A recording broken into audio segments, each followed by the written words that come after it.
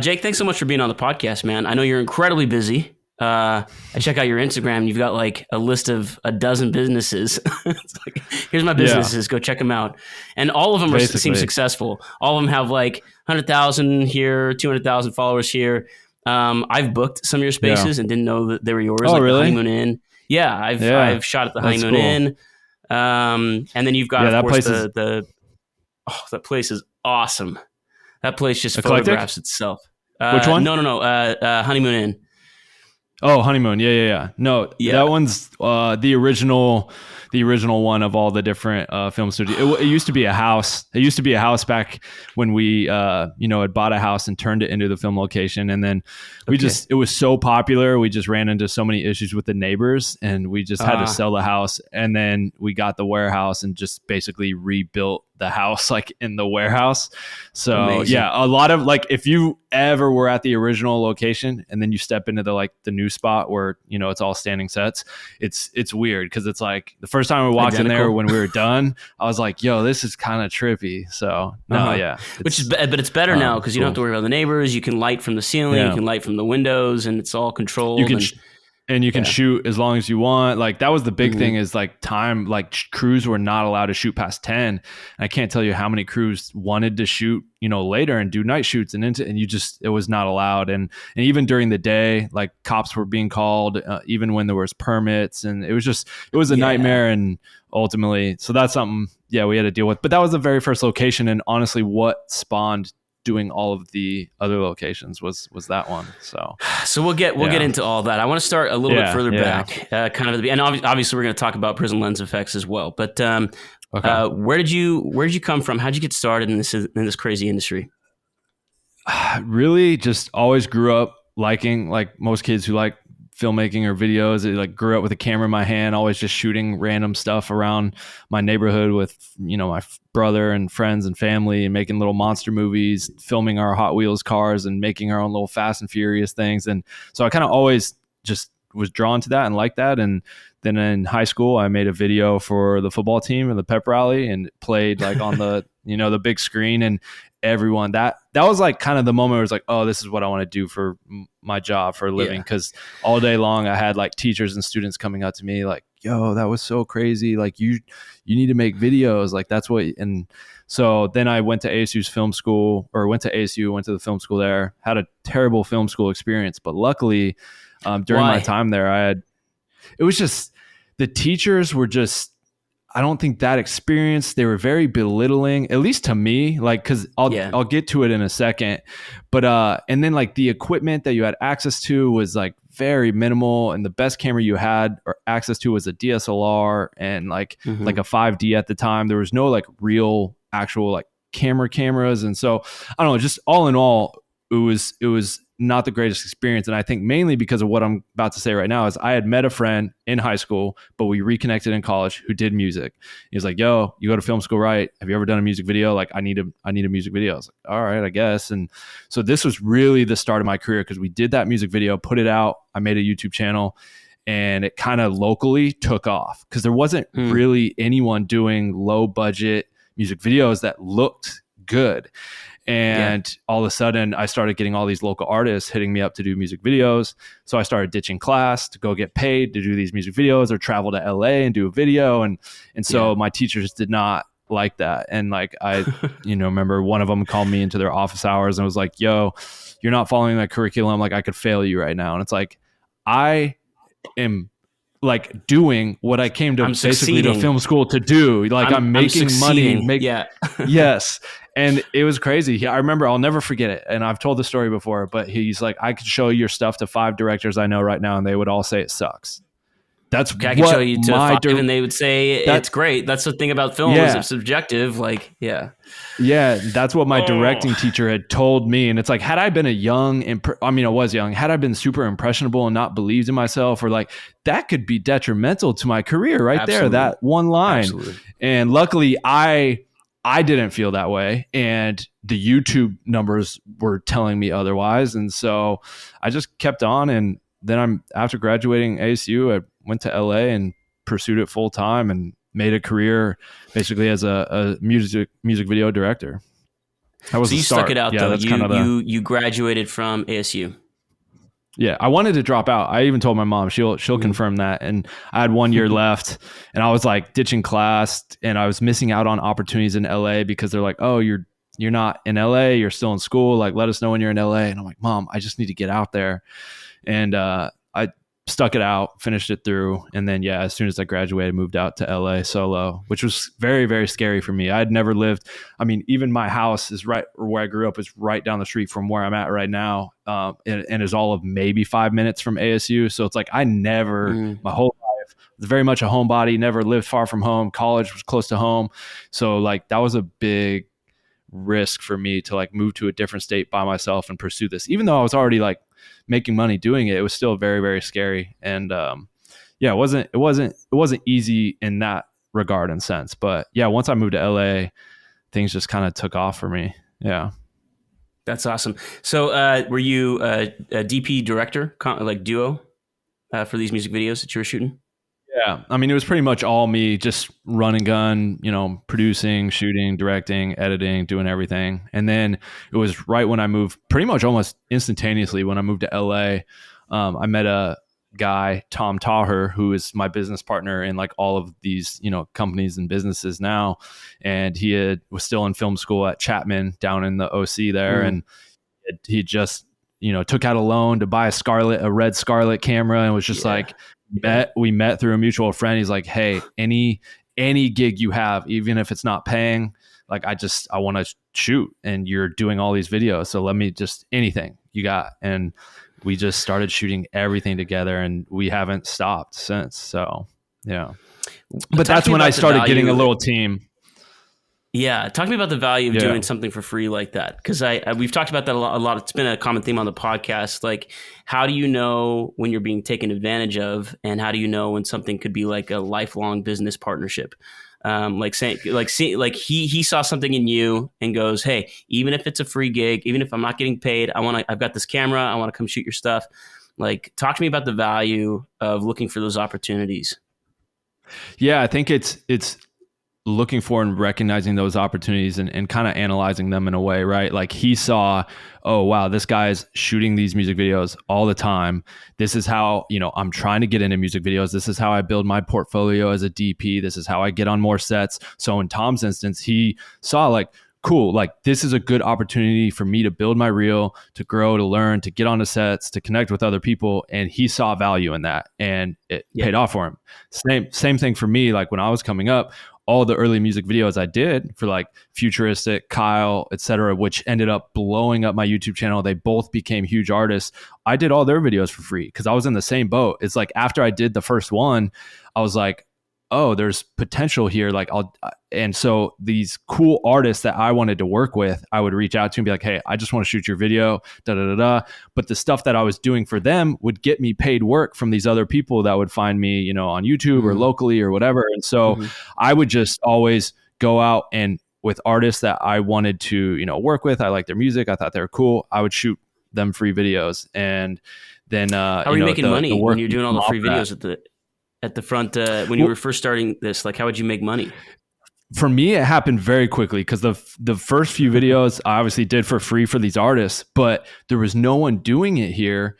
And so right away, I had local artists like, yo, I need a video. How much do you charge? And then I would charge them, but it was literally like $200. We'd go out to like one location somewhere, shoot a video, I'd edit it, put it together and give it to them. And that I would started getting these $200 videos, $300 videos from other artists. All the while, I'm also doing these free videos for Futuristic and Kyle, knowing these are going on my YouTube channel. And we kind of had like an unspoken rule and agreement that like, hey, I'll do your guys' videos for free. They just need to go on my YouTube channel. And I just then my YouTube channel started. Would they go on just my YouTube channel? Just yours. Wow. This is 2000. This has got to be like 2010. So a lot of young artists didn't really have their own YouTube channel like that, especially the artists I was working with. So it's like I already had the channel, and it's like, cool, I'm going to do this for free, but it's going on my YouTube channel. You don't have to pay for it. And I started growing a buzz on my YouTube channel where we're having, tens of thousands to 100,000s of subscribers. I then even had had artists that were paying me to do their videos want to put their video on my channel on your because page to get exposure. Because the buzz, because the buzz was really growing. There was dope music, dope artists, dope videos. So people saw it as a place to like, you know, kind of grow a little bit of a buzz. And we're on the Buff Nerds YouTube channel. Like, go check out our new music video. And it kind of became this little like collective and hub for like dope music videos, dope music, dope artists. And so ultimately down the road too, talking about like how doing free work and building relationships can pay off, because we had that kind of unspoken rule. It's like, hey, you guys don't ever have to pay for videos. They just got to go on my channel. Like probably a couple years later, I started making a lot of money off YouTube when these videos started hitting 1 million views, 5 million views, 10 million views. We were doing crazy numbers. And it's something I look back on now and I'm like, how did we get 20 million views? Like there's certain A-list artists that don't even get that now. And so I think I just kind of hit a right moment in time, and I hustled, but it was there wasn't really. Did you see the value in it before? Like, could you see like, oh, like if I like, how did you know to negotiate that? How did you have the faith that would blow up like that? Or did I didn't. There was a shot in the dark. Yeah. Shot in the dark. I didn't have any preconceived ideas or notions of like, oh yeah, these are going to be huge one day. The artists are going to be huge. The videos are going to be huge, and I'm going to make all this money.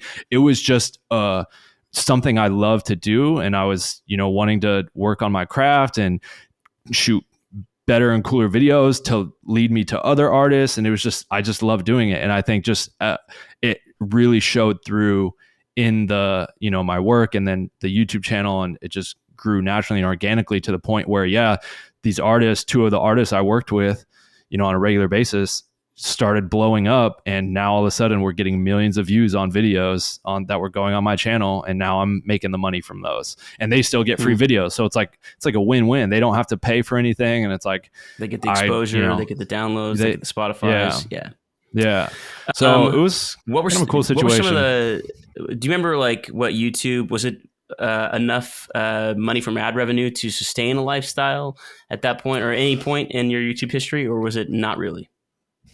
Yes, it definitely was. I mean, obviously when it first started out, like I think, you know, the first time I had gotten any AdSense money in a YouTube check, and I think it was in the mail from Google, whatever. And it was like close to $300 or right around $300. And I was like, this is crazy. Like what? Cause I was just gosh, how old? I might've been 18, 19, 18 years old. Man, so you were I'm like super young. Yeah, I was probably 18, and I'm like, cool, I'm getting paid to do these music videos. These ones are on my YouTube channel. I'm making money from them. Like, this is tight. And I'm just a kid, like going to school. Like, so at that point, that's not enough to sustain a lifestyle. But once the videos start, like once we were averaging 10, 20, 30 million views a month, like kind of fluctuating between those numbers, like, yeah, absolutely, that was sustainable. But I always had the foresight to go, this isn't going to last forever.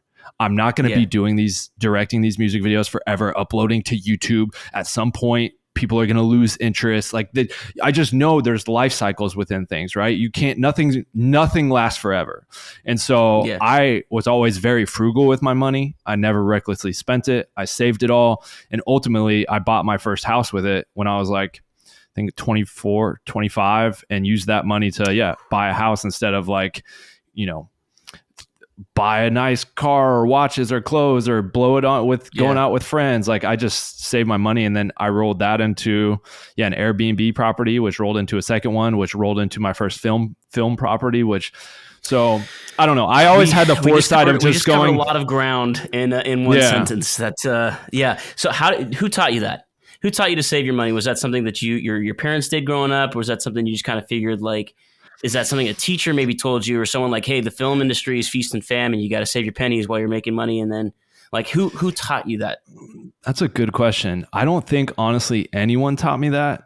I think I was raised really well, and my parents weren't also like, you know, just, we're probably middle class, like, but like they didn't go endlessly spend money or like drop, we want this and buy it for us. Like and so I think I was just used to like, hey, you don't just go out and spend money recklessly. I think I was just innately, that was just built or worked within me. It was never taught to me though by anyone. And I don't know. I guess I just had the foresight of myself to like be smart about, I don't need all this random shit or stuff. Like I want to save my money and build for the future. And because I always had bigger dreams and aspirations beyond just even making videos. Like I've always been super creative, and like even when I was a kid, like I've done an interview before where I talk about it. I used to like make and build my own like magazines, and like I would draw my own golf courses. I built my own board games and had them laminated, created them from scratch. I was just always building, and I was just always they're not in this closet. They might be in the closet next door. I have like a whole like board games laminated that I created out of thin air, and like it's crazy. And anyways, so it's just, I was always drawn to like building, making, creating things. And I knew to do that, like you're going to need money to do that kind of stuff. And you can't just, so I don't know. I just always kind of saved my money. And I remember, you could even ask my mom, I bet she would tell you that, like, I remember telling her like, this isn't going to last forever. Cause she said something about something. I was like, no, I'm saving that money. Like, I don't want to go do that. Anyway. So it was your mom. It was your mom that taught you everything. Yeah. Subconsciously, for awesome. sure. Yeah. I will ask her. Yeah. When we get off the phone, I'm going to give her a call. So where's your first house? Where did you buy your first house? Here in Tempe, Arizona, not too far from here. Kind of over by ASU. And then how long before you turned that into an Airbnb? And were you able to pull some cash out, like refi and pull some cash out for the next place? Is that what you did? Or did you save enough money for another down payment? Yeah, here's exactly what happened. So I bought it because I was coming back and forth. I had at this point lived in LA. I just moved to LA, been there for about a year or two now. And I'm still always coming back to Arizona because that's where my family is from. And I was just always crashing at my parents' house. And I was just like, all right, I'm 20, what was I? That was 2025 at the time. So I'm like, I'm 25. I can't always just be like coming back to my parents' house. I need my own spot. I have enough money saved up. I could probably buy a spot. And so went and saw a couple spots, bought this place, and furnished it all up with no intention of it being an Airbnb by any means at all. And I was going out to LA for like a month and a half to do a bunch of different videos and just connect and work. And my mom was just like, oh, you should throw it on Airbnb while you're gone. And I was like, oh yeah, like I'll do that. And I went in, took some photos, put it on Airbnb. And because of where Tempe, Arizona is a hotbed. You have ASU, you have just so many just events stadium, and golf tournaments. You have the minor league baseball. That's preseason. Anyways, whatever. You have a lot of stuff going on, and training. It's like the training. Yeah, spring training. Yeah. There we go. Jeez. Spring training. Yeah. And it exploded, and like it was just booked like nonstop. And I gave it to my mom to like manage, and so my mom started managing it for me while I was gone, and cleaning up or making sure people, she would clean in and. Or clean up after guests and check people in. So far, your mom sounds like the MVP of this entire podcast. Yeah, she always supported everything I did, and like was never awesome. Like, oh no, that's not a good idea or this or that. And so, anyways, she was running that for me. I had it for a year, and every month I was making money on it. Like not anything crazy, but I was paying the mortgage plus maybe making $1,500 like profit, maybe some months more. It depended on the month. Like there were some months where I might have made like 3, right? But anyways, and so I saved up all that money over the course of that year, and then the next year I just put a down payment on another house with that money that I saved from the Airbnb. I didn't spend it. I just saved it. And so that was the down payment for the next Airbnb. And then 20%, 25% down. Yeah. 20. So I didn't have to pay mortgage insurance. And then, that was something my mom taught me, going through the whole process. She's like, you got to put down 20% if you don't want to pay mortgage insurance, blah, blah, blah. Yeah. Anyways, on brand. So now I have these 2 spots, and now it's, I think I'm 26 at the time, and I just started dating this girl, and now I was still out in LA all the time, and I held those properties for like a couple years, and then I was like, dude, I need a place out in LA now, because I was just renting, staying with some friends, but now I have a girl, and we just decided, I decided to buy a place so I would have my own space in LA, and that was the honeymoon inn. And I think the reason I bought it was for 2 reasons. One, I wanted my own spot in LA and not to be in a house with five dudes. And like, just, especially now that I'm serious with her. But then also like the light bulb moment switched when I was on set one day doing a music video production. I was like, I'm paying $300 an hour. My production company's paying $300 an hour to be at this location. I need to do that. Like I'm getting 150 to $200 a night, just a night at this spot when I could be getting that I could get that per hour. And so the light bulb moment kind of went off. So I sold the first house that I had bought and used that money from the sale, got my down payment back. The property had gone up like 80,000 in value over the course of those 3 years. So awesome. I made a good chunk of change, and I literally took all that money from the sale of that house and bought the LA house and turned that into the Honeymoon Inn, which was my first film studio. You bought it specifically for the vibe? Was it like a pristine 1950s? It was built in the 60s, like late 60s, and it had never been with another owner. Same owner. She was like 90 something years old. And so there was like A-frame, gold carpet. The gold carpet that's in the honeymoon spot, the studio now currently, is from the house. So like when I was moving out, renovated, you were like, I want this carpet. I just took the carpet. I asked the guy who was buying it. I was like, what are you going to do with the house? He's like, oh, I'm going to renovate, completely gut it. And so I was like, can I have the carpet? And he's like, yeah, if you pull it out. And I was like, can I also have the kitchen cabinets? He's like, yeah, if you pull them out. Yes. So the kitchen set that's in the new honeymoon spot is the original cabinets from the house. We just built it, put it all together and in the set. But so the carpet and the kitchen cabinets and everything and that fridge are all from the the original house. But yeah, so that was the house. We did it. It was very scary because it's like, dude, I'm spending so much money to do this. What if no one even books this place? Can you talk about some of the numbers? Do you remember any of like what you were spending to build it? And if you're comfortable. So I bought the house. No, that's fine. I'm super open and honest about anything. There's a lot of people that like to hide things. I don't care. Good. It was $735,000 to buy. So I put 20% down. I don't know I'm really bad at math offhand. It's like 150 grand, close to 150. Yeah. So that was pretty much all the money from the sale of that first house, because I got my down payment back and then plus a little bit of the profit. So basically all of that money went to like paying the down payment on this LA home. And then I want to say probably spent like, gosh, I don't want to be off, somewhere between, this is going to be a very big range, somewhere between 50 to 75K just in like vintage furniture pieces, painting, so just different, really leaned in to that like 1960s pristine. Oh, it's authentic.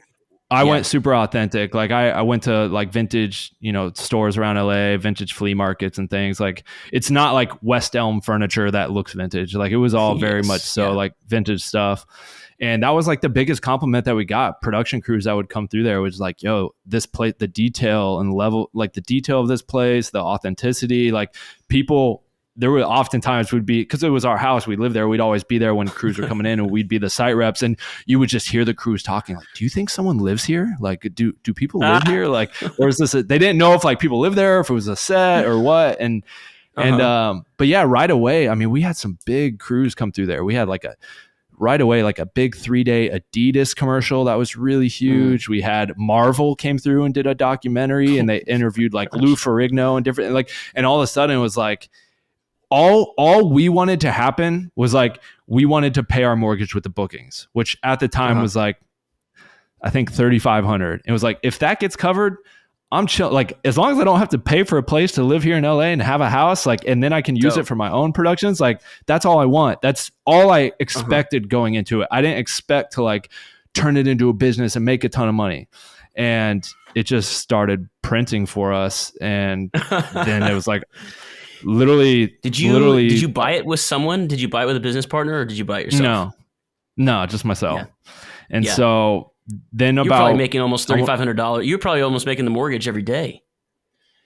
Yeah, house. I mean, because you'd have shoots. If you had a big shoot come through, I mean, like that Adidas shoot that shot there for the 3 days, I think that was like a $7,000 booking, because they had three full days plus like a build and tear down half day. Like, so it was quite big. But yeah, I mean, there would be like stuff like that, and it was like, just like, okay, there's something, again, just realizing there's something here into this like film location thing. And so it wasn't more than 5 months into it, that, Chanel, my now wife, jokingly was just like, hey, we should do another one. And I'm like, don't tell me that. Like, so I immediately hop on Zillow. Was she living in that house at the time? Yeah. Yeah, with me. With you? Yeah, we were living in it. It was weird, man. Was she like, I'm down, like, this is fun, this is cool, oh, she I was, like this, or yeah? She was the one that held it down. She was, because I had a name and a reputation for myself, and like I still was, knew a lot of these people that are either like a degree away or that are coming to shoot and book, and so I tried to remove myself from like the booking side of it, so it wasn't like, Jake's being an asshole, like, because we had to be very strict with the rules and you can't, it's like, anyways. Yeah. So she handled all that, and she loved it. She did a really good job at it, and she still does it. But jokingly, she was like, yeah, we should do another. And so we were headed that same day. She said that we're like driving down to a flea market, and I hop on Zillow and I just start pinch zooming around in the desert, because I knew I always wanted like a cool desert property. I literally, on the way there to the flea market, found the spot, called the realtor. I was like, hey, can I come see this at the top of like tomorrow or Tuesday? Because it was Sunday at the time. And I went and saw it, and I was like, oh, I need this place. And literally made an offer that week. Or was it a house with land? A little bit of both. Yeah. So in my bio, there's you'll find the spot. It's called the Eclectic West, and it's like my desert film ranch. That's one of the other ones. And yeah, it was 40 acres. There was a cabin on it, and like kind of some shed looking structures, which I just saw as like, oh, that's going to be a gas station. That's going to be a convenience store. You know what I mean? And so I pulled the trigger. I literally bought it. The only way you could buy it was a cash offer, and they couldn't sell. They couldn't sell the property though as really like a house, because the cabin was like, I guess, built by hand and never totally like permitted, or I don't know, but basically they had to like sell it as the land. And so I basically just 40 acres bought it cash. How much was that purchase? Do you remember? $135,000. How? Where is? Because I've seen, of course, all the photos and videos from the Eclectic, but where is it?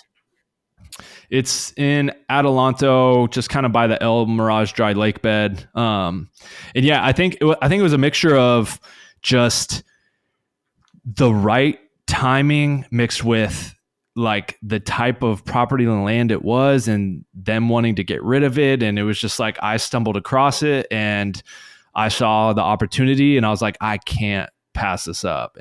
But absolutely, while as I'm buying it, I'm signing the paperwork, and even right after that, where I'm like, okay, now I have this, I have to turn it into, a studio.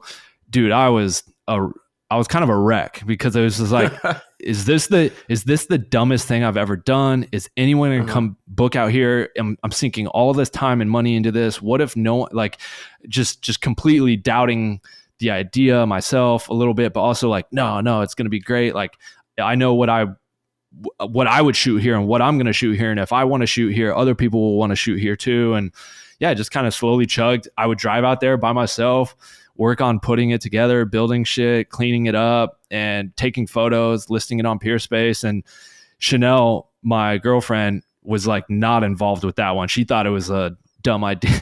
she thought it was not the smartest idea. You have like an airplane set out there, like a crashed airplane. Yeah. Like where did you buy an airplane, and how did you get it out there? Everything just kind of came together. I got super lucky. I told the realtor while I was seeing the property, she was like, so why do you want this place? And I was like, oh, well, like I have a film location and I want to turn like this into like a film location. I think it could be really cool. And I would love to like one day, like do like an airplane crash set and this. And she goes, oh, wow. Funny you say that. She goes, a mile down the road right there's an airplane boneyard. And so I just drove a mile down the road and I walked onto the property, and it's just this boneyard of just thousands of different plane parts. And I was Jake, like, hey, do you guys like story? That's a true story. Oh my gosh. So I asked him, I was just like, hey, would you guys sell this stuff, or do you guys sell this stuff? And they're like, yeah. And I was like, all right, well, can you drive down the road and meet me? Like, I want to show you like what the property I have. I would like to buy some plane parts. And so they came over and saw it, and I just walked around the property with him at their property, and was like, I want that, I want that, I want that. Like, what's that going to cost? And I started small, and then like, yeah, maybe 2 months would go by and I might buy 2 more pieces and add to it. And so kind of what you see now is a culmination of a couple of years of like buying pieces here and there. And so how much was it? How much was this airplane crash? That's a good question. I don't know for sure. But for example, like the big nose piece of the plane was like $7,000. The tail, okay, 4,000 or 5,000. So buying 20 seats of chairs might be a couple grand. Like, so it was maybe 20 grand, 25 grand. Yeah. I would say over that, just with everything that I have there. I would say over that in total. Yeah, I would say probably closer, somewhere between 30 and 40 currently. Yeah, if not more. Talk to me about the risk. I'm going through this right now too, where it's just like risk can be scary. You know, it's like, especially the older I get. Like I'm 37, I got a couple of kids and a wife and stuff. And so like the older I get, the less risk I want to take. And so you had that advantage going for you. Where you were younger, you didn't have kids, you weren't even married at the time, maybe. Yeah. And talk to me about the risk reward factor and just taking that leap of blind faith of sinking 140 into the land and maybe 30 grand into the airplane set, and who knows, another 100 grand on some of the other sets. Like, how did you know that was going to pay off? I mean, I didn't really. I think with everything I try and do, I look at it from the perspective of like, one, is this something I want to do? Because if it's something I don't want to do, it's going to be really hard to be successful at that thing if it's not something you want to do. If you're doing it because you're like, oh, I can make some money doing this, it's going to be a lot harder to make that thing successful or be successful at that thing. And so it was something that I wanted to do. It was that creative part of me, like I talked about when I was a kid, that was always wanting to build and make things. I was like, I want to fucking build an airplane crash. Like that's like, so something, it was something I wanted to do, but also I kind of look at it always from the perspective of like, is this something as a filmmaker, photographer, creative, I would want to use? And if I can answer yes, then I know there's going to be thousands or tens of thousands or hundreds of thousands of other people that feel the same and will probably. And I kept coming back to like, yeah, like I would, if this was here, I would use that. And so that was kind of just how I looked at it. And yeah, I mean, there was no guarantee it would work or people would drive all the way out there, but they did. I think if you build something cool enough, like it's that old saying, like build it and they will come kind of thing, right? And for me, it's like I have to build as cool of a thing where it's like people are willing to travel. It's like people travel to certain places because of a certain hotel or an experience or whatever. And it's like if I can just build something cool enough where a filmmaker or photographer's like, I have to shoot there, they'll make the drive. And lucky enough for me, they did and do, you know. So is there logistically, like, is there a place for them to stay, like close by? No, it's not like it's not like out in the middle of nowhere where you have to drive hours and hours to get there. It's like an hour and a half outside LA, 30 minutes from, you know, a small town or whatever, you know, that has hotels and stuff. So accommodations. Yeah, I mean, you do it all the time. Like you do a day trip out there, shoot all day and drive home. It's not that difficult. So it's not like it's 5 hours from nowhere. So but in the meantime, talk to me about, like, did you ever buy equipment to shoot with, or was that just like something that you were like, I can do this on a DSLR? Dude, I was not much of a gearhead, even still to this day. Like in terms of like gear that I own, like it's very minimal. You know, it's so funny. I'll so easily buy a house or spend money renovating my house or doing this or doing that, but like I will not drop money on gear. I don't know what it is. I just bought, not to like sound like whatever, I just bought a $10,000 sauna for my home gym, but yet there's the new lens I want that's like $2,000 and I won't buy it. Like I don't know. No, I'm not gonna do that. I don't know what it is. I've never been that way. And I probably should. That's so fascinating. No. I'm not saying. I mean, like, it sounds like whatever you're doing, Jake, seems to be working. So don't change a thing on my account. But I'm a gearhead. Like I sink all of my money back into gear. You know what I mean? I've got Alexas, I've got trucks, I've got lights, I've got, you know, it's like 7 sets of lenses. Like that's where I spend all my money. And now I'm kicking myself that I didn't buy more film locations. Like, Yeah. yeah, Well, I should. I've got a question for you. Do Sure. you do well with the lenses? Cause that's something I've always been intrigued by, is like, I would love to have Lenses a is like a set. slow trickle, right? So like something Yeah. flashy like a camera, you should expect to make your money back in 2 to 3 years. If you can't do it, don't buy it. Lenses Hmm. for me, it's like plan on 5 to 10 years, depending on the lens set. It's like the higher end lens sets. Gotcha. But some of these lens sets, I mean, like we're still shooting super speeds. Those are 50 years old. You know what I mean? And so if you're I renting feel a like set of super speeds, I feel like that's a smart investment. Lenses, like if there was one piece of gear that I would like want to get into, I'm just not, lenses, again, I'm not a huge gearhead. So it's like, I'm yeah. not the most knowledgeable about like what lenses I should get and for what reason, what could rent out, or do I even rent them out? Like, I don't know. I'm just not the most versatile in that way. And it sounds like you are. Yeah. And so again, it's like, it's get into what you know, right? Get into what you love, what you're good at. Like I haven't ever jumped into that because it's like, I'm not a super gearhead and I don't want to spend all this money on lenses and then be like, fuck, dude, why did I do this? Like, I don't know anything about renting them out or doing, I don't know, but it's always something that's piqued my interest because I was like, I would love to have a nice set for myself that I can use on projects, but also then maybe rent out, make money. And then if one day I want to get rid of them, it is an asset that you can, sell Totally. as well. It's Like, because I know lenses and hold their value. If you buy right, exactly. And it's like if you buy vintage, anything vintage is going to hold its value, but things do come in and out of popularity. That's the scary part. So it's like you can go buy a set of K35s right now, which are a vintage full frame set of lenses by Canon, that are 50, 60 years old. And you'll pay $300,000 for them. You know what I mean? And that's like where 10 years ago, they were $30,000, so it's like the value just went absolutely crazy. And it might come crashing back down when they come out of popularity. So it's like, that's the scary part. I think something like super speeds or, I don't know, even anything RE, it's like signature primes or anything like that. Like those will hold their value for a long time. The signature primes will dip a little bit. Yeah. What's that? Is there a set that you've bought that has like kind of gone way up in value or anything like that? Or no. I there's not a set though that's lost a lot of value. So I think I'm pretty much just like that money trickles in, and it if I finance the set of lenses, it pays for the payment, and it's just kind of a long game, So I'll do like a 3-year loan on a set of on the lenses. That was actually a question I had for you. Was do you finance them or do you buy them straight up and wait till you so have there's it? Like the signature primes that I bought were like $240,000. So yeah, we financed those, and so right. And that's just like a slow trickle, and it's like maybe over 5 years they'll pay themselves off completely, and then it's just gravy after that, and so nice. Is there a specific rental house you leave them housed at? Or So I've tried. I've got a couple. So I've got my Cook Paint Crows over at Old Fast Glass. Nice, and then I've Mark. got most of my stuff. Yeah, absolutely love Mark. And then I've got most of my stuff's over at Boca. Okay, cool. I know them too. That's dope. Yeah.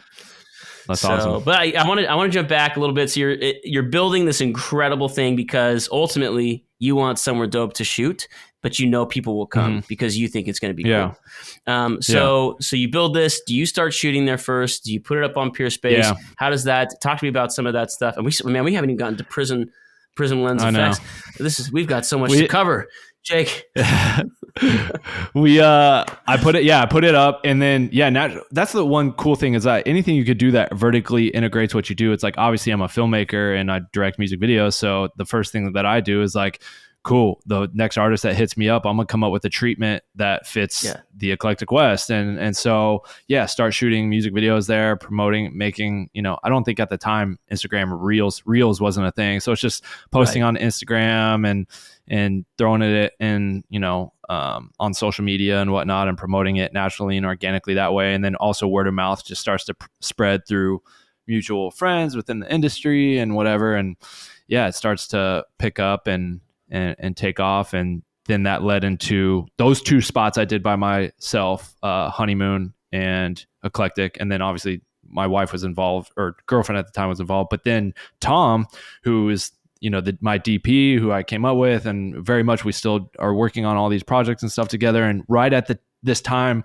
of these 2 film locations, we're like starting Prism as well, like starting the prototyping and kind of figuring out what we're going to do with that.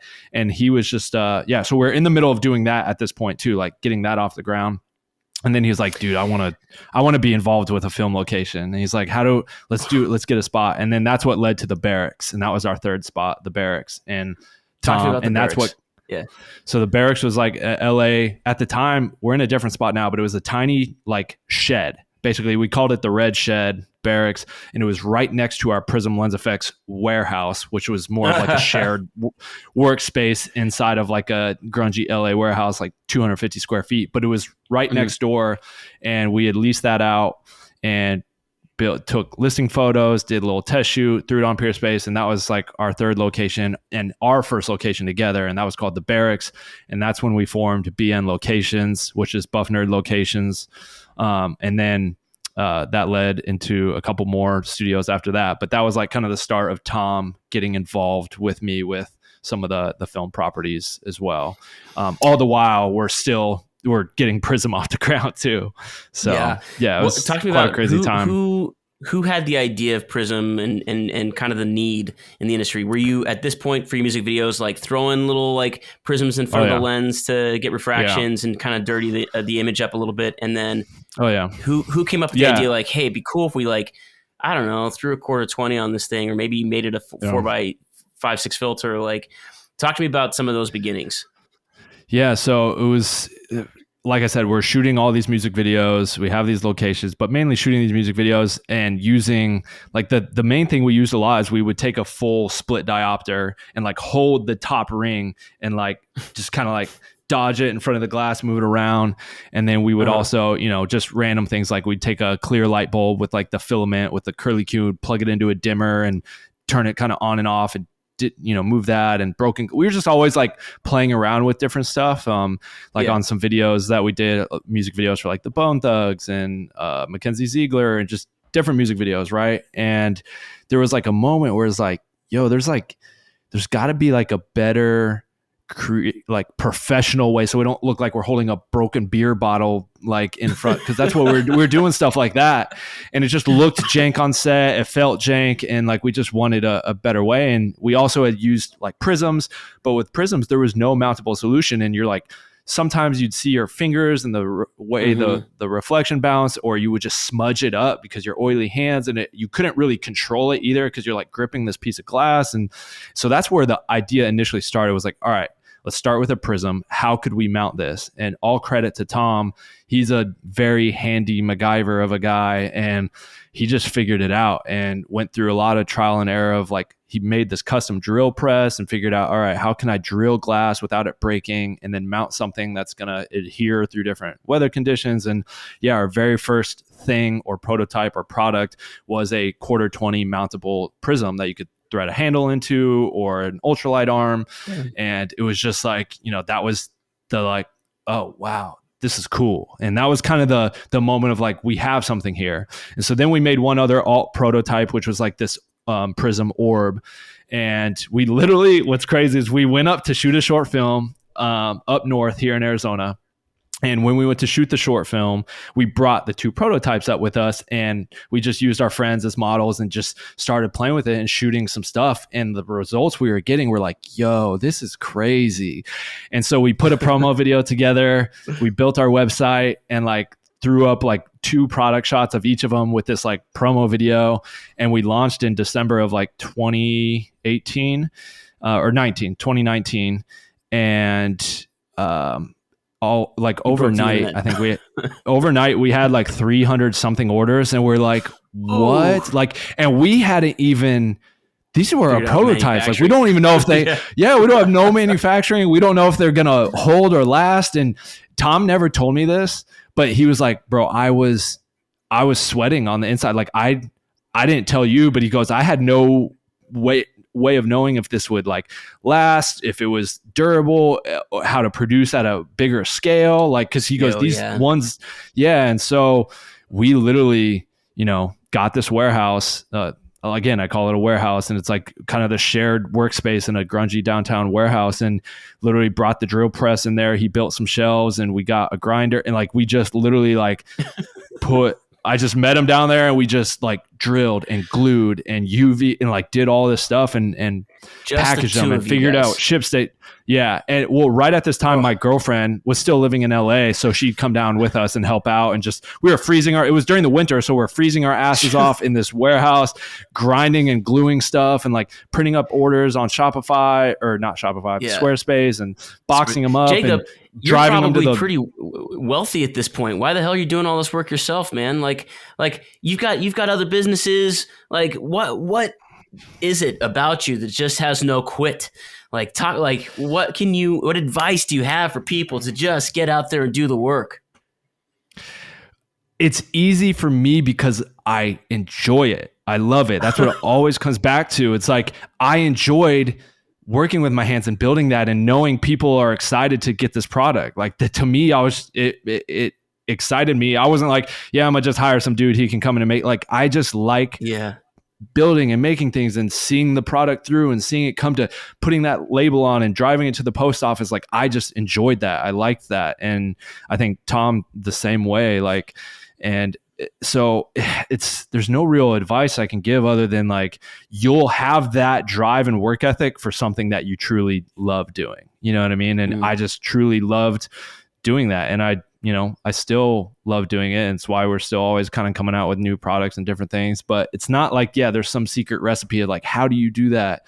It's just, I just enjoy doing it. And that's the only answer I can, I guess, come up with is, it's just, I was waking up excited to go do that. I was waking up excited to go freeze build a new in set, a to dingy go warehouse.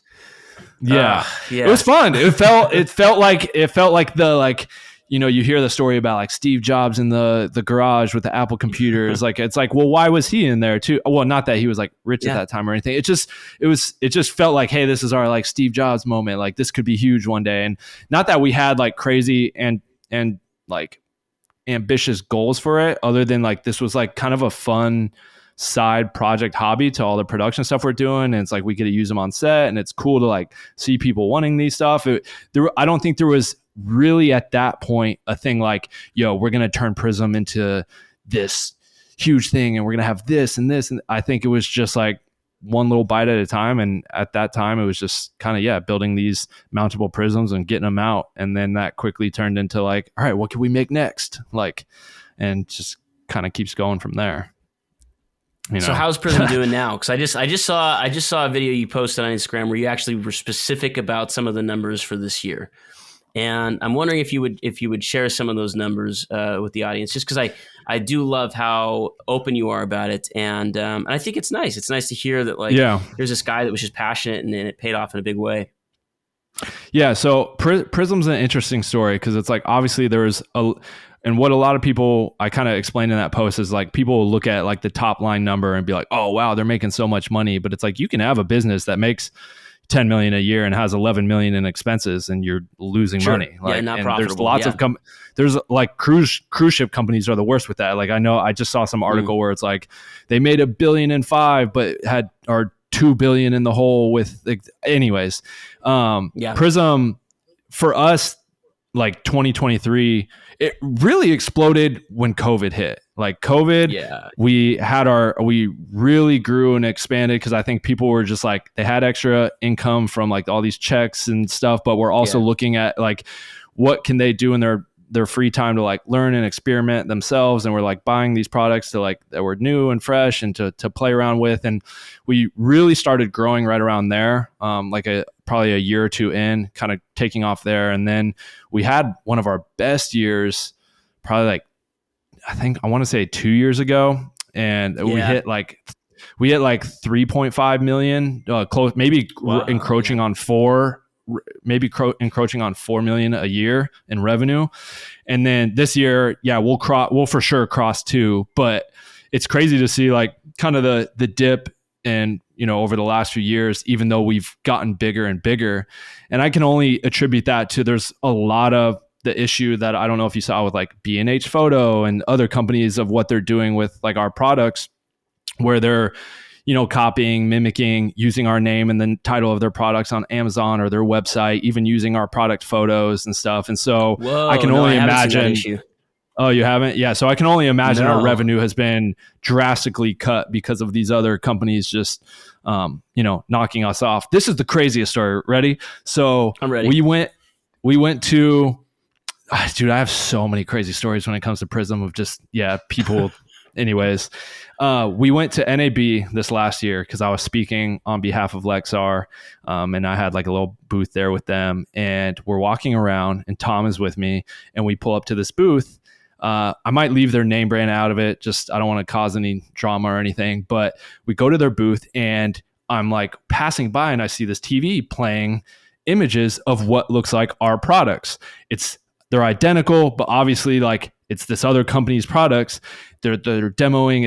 It's like our kind of handheld prisms, and not that we invented like flare filters and stuff, right? Because we didn't, right? That has existed. I don't want to pretend like we've invented some of the products that we sell, but a lot of the products that they're demoing are all of the ones that like we sell, and even some of the ones that we like coined.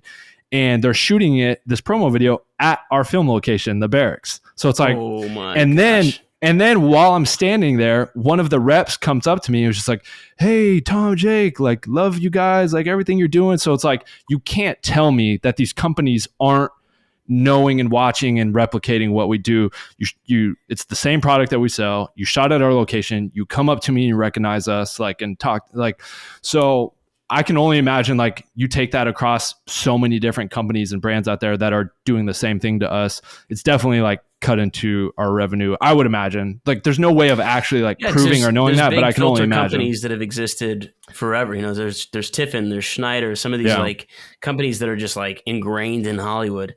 And so if they do see something that's successful and want to rip it off, it would be, I would imagine, pretty easy for them to do.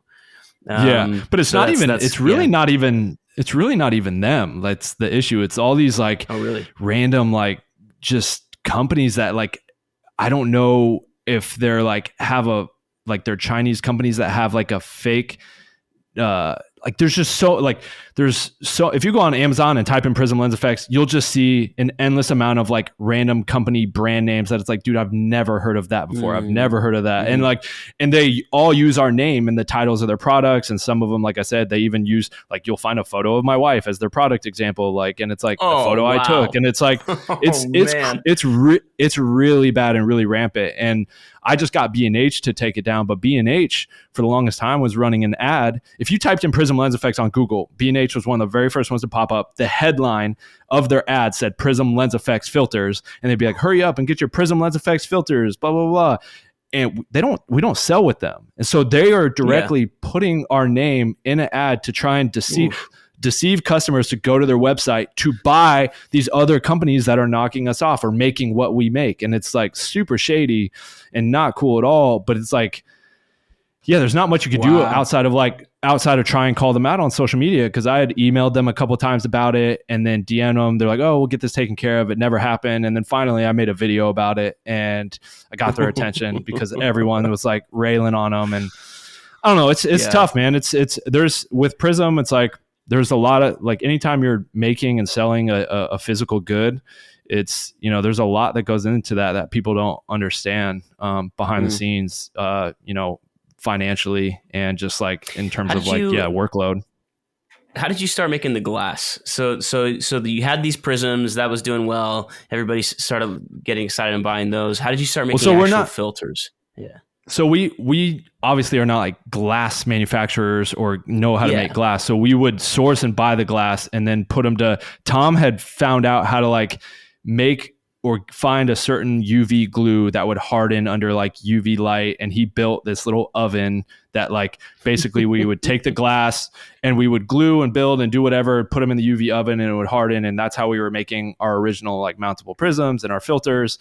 And then it got to the point where we just like, we're making everything by hand and trying to keep up, but also still do production jobs. And then eventually we had to find a manufacturer that we could partner with that could take our designs and be like, hey, here's our design, make it. Like, cause there's only, of course, we couldn't keep up. And so, but the cool thing about it's like, we didn't from the jump for 2 years. Dude, my hands were a wreck. Like for 2 years, just constant drilling, gluing, packaging, like, and me and Tom took we didn't take a full break from production jobs, but we slowed way down. I mean, naturally, we didn't have like employees to like help us build and ship out these orders. And so, yeah, it was kind of an intense first 1 to 2 years, but also very exciting at the same time, you know? So what are you doing? What are you doing now? What gets you excited to wake up in the morning and go to work? What's the thing that's like, that's driving you now? I mean, for me, it's something different every day. I think like with doing kind of having all the different companies and businesses that I do, that's like what keeps me going. If I only had to do one thing, like if I had to stop doing everything and only direct music videos, like, or only direct films, like I'd go crazy. Like, I just feel like I don't work that way. Like I work well with like, one day I'm doing this, one day I'm building this, one day I'm coming up with an idea for this. And so I just like, even though it's a lot of work, I like having my hands in all these different things. And that's what excites me, is like, all right, what's the next product we can build? What's the next studio? What's the next idea? Like, I just like building and making things. And so I always got ideas rattling around in my brain, and what today am I working on? And I don't know, that's just kind of what excites me, is just always doing something different, fresh, new, and what can I build and create? Yeah. I mean, I don't know if that what advice do you it. have then? No, that's great. That's perfect. What advice do you have for young creatives starting out? Kind of what we talked on earlier, is like, you know, if you're just starting out, you gotta kind of actively go and seek out the clients that you want to work with and try and build relationships. And if that's starting, like, not charging them for videos, so you can build your reel and build those relationships and build off of that was like super important for me. And I know I could probably name 5 other people off the top of my head that did a very similar thing, including Tom, right? He came in with me and just built those relationships. So I think that's super important early on. And then, ultimately the other thing is like, make sure whatever you're pursuing is something that you really do enjoy doing and you love to do it, and not because you think you can just make a bunch of money doing it. Cause it's at some point it's going to get hard. There's no easy path to success with Prism, with the film studios, with my production company. There's always moments and seasons of like, dude, this is hard as fuck. I just want to stop. I just want to quit. Like, I want to do something else. Like, it's just because naturally it's like, you're going to have those moments. And so the only way to get through that is if you really do love what you do and what you like what you do. So just don't get into something for the wrong reasons, just because, you think, I can make some good money doing this. I'm gonna start doing this. It's like, that's not the right reason to start. So everything that I do stems from not only like kind of the filmmaking creative world, but it's something that I really enjoy doing, you know? Awesome. Well, thank you so much for jumping on. This was honestly one of my favorite podcasts. I'm inspired. I'm gonna go. I appreciate that. Look for ways to scale here in a minute. I'm gonna look for a 40-acre piece of desert land. I'm always on the hunt too. No, it was crazy. It was crazy. That's for sure. Cool. Well, thank you, man. I appreciate your time. No, thank you.